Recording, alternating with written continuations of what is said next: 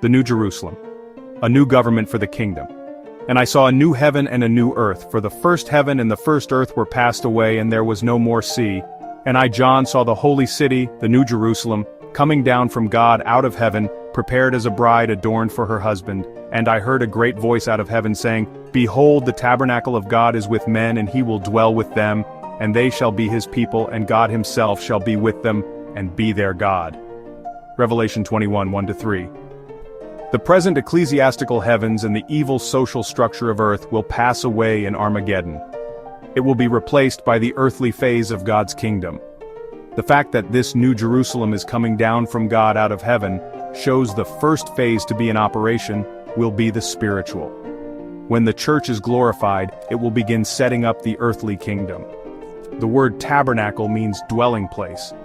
The dwelling of God will then be with men. It will be manifested through the visible earthly representatives of the new order, the ancient worthies. How will the New Jerusalem fit everyone? John described the size of the New Jerusalem in Revelation 21:16, stating, The city is laid out as a square. Its length is as great as its breadth. And he measured the city with the reed 12,000 furlongs. Its length, breadth, and height are equal.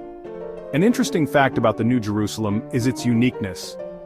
This glorious city within the new heaven and earth will be unlike any other place we have seen or experienced. The Greek word for new is kain, and expresses newness in both form and substance. In other words, the new heaven and earth, including its holy city, will be fresh, recent, unused, and unworn in form, and also of a new kind, unprecedented, novel, uncommon, and unheard of in substance. Part of the New Jerusalem's uniqueness is the way it is designed.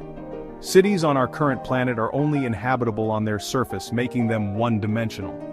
However, the New Jerusalem will be laid out in a three-dimensional square, with each of its borders measuring the same distance.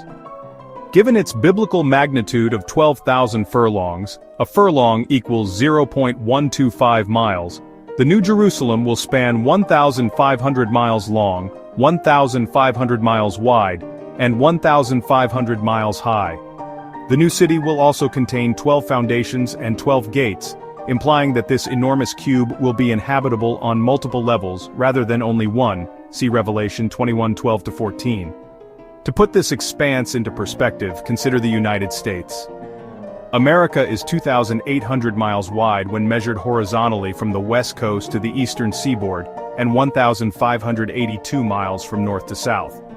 However, this area includes uninhabitable spaces like mountain ranges, rivers, bodies of water, and undeveloped land.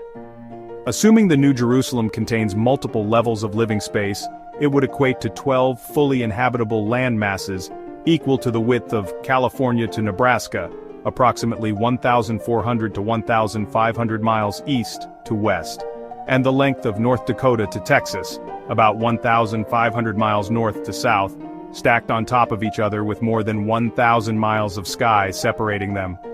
In other words, there will be plenty of space for all believers to dwell with God in the holy city on the new earth God creates. It is not surprising that this new habitation for believers will be unlike anything we have ever seen or can comprehend.